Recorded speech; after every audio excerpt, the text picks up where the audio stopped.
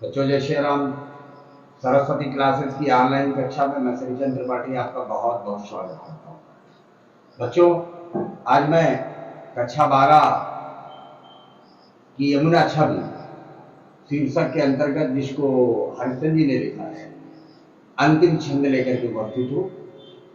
आइए पहले वाचन करते हैं, वाचन के उपरांत तो फिर व्याख्या करते हैं। वाचन करें। पूजत कहूँ कलहंस कहूँ माजत पारावत, कहूँ कारंडव उड़त कहूँ जल कुकुट धावत, चक्रवाक कहूँ बसत कहूँ बक ध्यान लगावत, शुक पिक जल कहूँ पियत कहूँ भ्रमरावली गावत, कहूँ तट पर नाचत मोर बहु रोर विविध पक्षी करत, जलपान नहान करि सुख भरे तट शोभा सब जिय धरत। किसी भी तरीके से पढ़े, अच्छा पढ़े। आगे देखिए, आइए यमुना की सुंदरता का वर्णन कवि कह रहा है। अंतिम है, इसका अंतिम छंद है और परीक्षा के दृष्टि से बहुत महत्वपूर्ण है, बहुत बार आया, इसलिए बच्चों इसको बहुत ध्यान से देखना। आइए। पूजत कहूँ कलहंस कहूँ माजत पारावत। पूजत, पूजना माने बोलना, पूजना माने बोलना, कहूँ माने कहीं, कलहंस माने हंस, मज्जत माने स्नान कर रहे हैं, पारावत, पारावत मीन्स बत्तख नहीं, कबूतर। पारावत माने क्या होता है? कबूतर। तो देखिए, कहीं हंस बोल रहे हैं तो कहीं ये कबूतर जो है स्नान कर रहे हैं। पारावत मीन्स कबूतर ना, पारावत मीन्स कबूतर। लिख लेने तो भूल जाएंगे। पारावत और हंस, इसमें तो जान ही रहे हैं, हंस भाई जितने पानी वाले पक्षी हैं वही तो आएंगे। जल के किनारे कौन आएगा? जो पानी वाले पक्षी होंगे, जो पानी में स्नान कर सकते हैं, जो पानी में चल सकते हैं, जिन्हें जल क्रीड़ा बहुत अच्छी लगती है, वही पक्षी तो आएंगे। तो देखिए, हंस भी है, ये भी पानी में विहार करता है, और कबूतर भी है, इसे भी पानी प्रिय है। तो वही, कहीं ये कबूतर स्नान कर रहे हैं तो कहीं हंस भी बोल रहे हैं। और कहूँ कारंडव उड़त कहूँ जल कुकुट धावत। कारंडव, कारंडव माने देखिए, इस पक्षी को अलग अलग नाम से जानते हैं कि कहीं कहीं इसको कौड़िल्ला पक्षी बोलते हैं, कौड़िल्ला, और कहीं कहीं बत्तख भी लिखा मिलेगा आपको। तो इसे परेशान होने की जरूरत नहीं है, आप बत्तख ही मान लेंगे। जल कुक्कुट, जिसको आप गांव की भाषा में पनडुब्बी कहते हो या पनबुड्डी कहते हो, और जल कुक्कुट, जल माने जल, कुक्कुट माने होता है क्या? मुर्गी। जल मुर्गी भी लिखा मिलेगा आपको, इसमें कोई बहुत सोचने की जरूरत नहीं, जल मुर्गी ही लिख सकते हैं आप। क्योंकि पनबुड्डी आप गांव में कहते हैं तो पनबुड्डी तो आप लिखेंगे नहीं इसको, पनबुड्डी लिखेंगे तो अच्छा नहीं लगेगा, इसलिए इसको जल मुर्गी लिखे आप। कहीं कौड़िल्ला पक्षी उड़ रहे हैं, अर्थात और क्या कहते हैं इसको? बत्तख। बत्तख वो भी पानी प्रिय है, जल प्रिय पक्षी है। कहीं ये उड़ रही है, कौड़िल्ला उड़ रहे हैं, या फिर जल मुर्गी कहीं दौड़ रही है। जल मुर्गी क्या करेगी? पानी में दौड़ेगी। पनबुड्डी क्या करती है? पानी में डुबकी लगा करके बहुत दूर चली जाती है।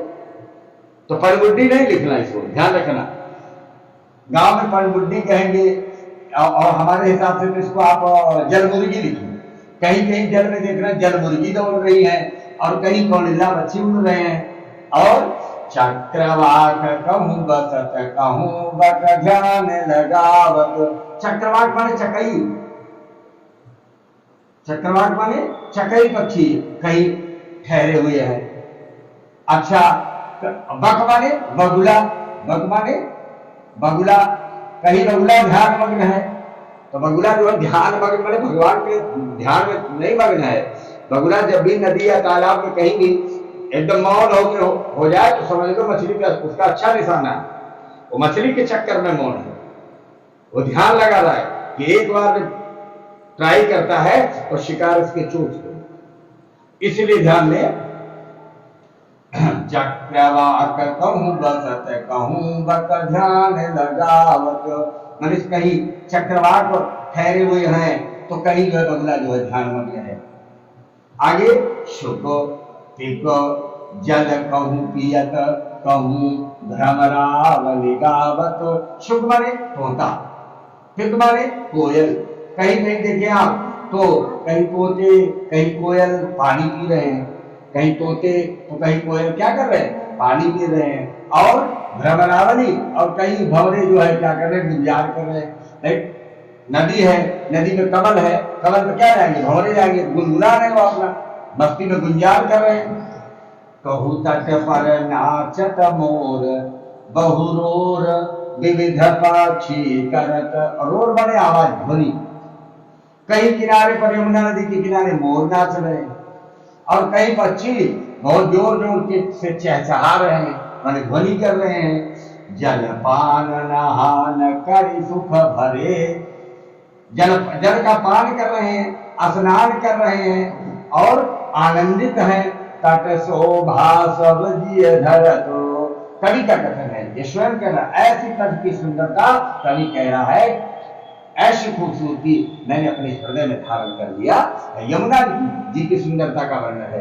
कहीं फिर से देखें, कहीं जो है राजहंस बोल रहे हैं, कहीं कबूतर स्नान कर रहे हैं, कहीं कारंडो कौड़िल्ला उड़ रहे हैं, या और क्या होता बतख, कहीं बतख उड़ रहे हैं, तो कहीं जो है जल कुक्कुट जल मुर्गी दौड़ रही है, कहीं चक्रवाक बड़े चकई रह रहे हैं, तो कहीं बगुला जो है ध्यान लगाए हुए है, कहीं किसी किसी स्थान पर यमुना नदी के किनारे तोते और कोयल पानी पी रहे हैं, कहीं भंवरे गुंजार कर रहे हैं और यमुना नदी के किनारे पर मोर नाच रहे हैं और सारे पक्षी आवाज कर रहे हैं, माने रोर कर रहे हैं। खुश आनंद का सूचक है। पक्षी जब चहचहाए तो समझ लिए बहुत आनंदित हैं। और जलपान नहान करें, सारे पक्षी क्या कर रहे हैं, जिसको जैसी आवश्यकता है, कोई पानी पी रहा है, कोई उसी में डुबकी लगा रहा है, स्नान कर रहा है और सारे लोग आनंदित हैं। ऐसी तट की सुंदरता को भारती जी कहते हैं कि मैंने अपने हृदय में धारण कर लिया है। ऐसी सुंदरता, ऐसी यमुना की छवि मेरे हृदय में बस गई है। बच्चों, आपको बहुत ध्यान से समझ में आया होगा, बड़ा ही आसान है।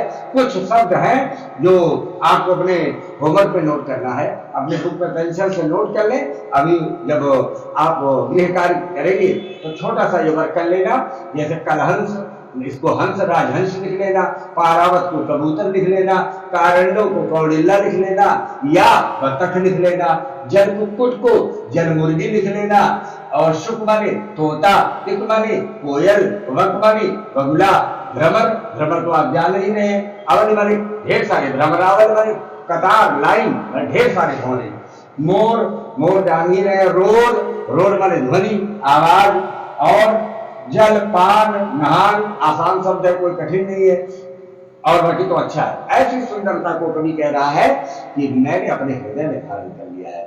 ऐसी सुंदरता यमुना जी की किसके हृदय को आनंदित नहीं करेगी, अर्थात सबके हृदय को आनंदित करेगी। बच्चों, इसको बहुत अच्छे से पढ़िएगा, कई बार पढ़िएगा, परीक्षा की दृष्टि से बहुत महत्वपूर्ण है और कई बार परीक्षा में आ चुका है। इसलिए अगर आपको अच्छे से समझ में आया होगा तो, या मेरे पढ़ाने का शरीका आपको अच्छा लग रहा है और मेरे समझाने का ढंग आपको अच्छा लग रहा है, तो हमारे इस प्यारे से चैनल को सरस्वती क्लासेस को बिल्कुल प्यार दीजिएगा, लाइक करिएगा और मित्रों के पास बिल्कुल बांटिए, इसे शेयर करिए। आपका शेयर हमारा पारिश्रमिक, आपका लाइक मेरा पारिश्रमिक, आपका सब्सक्रिप्शन मेरा पारिश्रमिक, यही मात्र एक शुल्क है जो आप, मुझे उम्मीद है कि आप अच्छे से, अच्छी चीजें बांटने के लिए होती है, स्वयं रखने के लिए नहीं होती है।